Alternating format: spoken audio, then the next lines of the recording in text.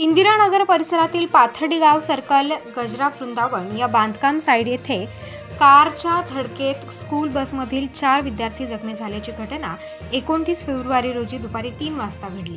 29 February रोजी रात्री 9:15 वाजता कार चालकाविरुद्ध इंदिरानगर पोलीस ठाण्यात गुन्हा दाखल करण्यात आलाय।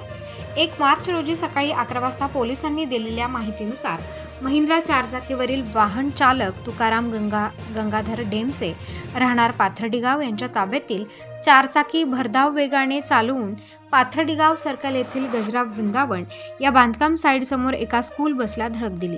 या अपघातात स्कूल बसमधील विद्यार्थी सुरेश साळवे, कविता जाधव, स्वराज्य वाघमारे आणि ईश्वरी निमसे हे 4 विद्यार्थी जखमी झाले।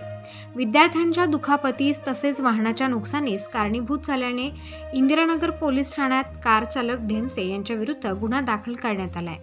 सहाय्यक पोलीस उपनिरीक्षक शेख पुढील तपास करत आहेत। प्रबंधभूमी महाराष्ट्र न्यूजसाठी प्रकाश बागुल, नाशिक।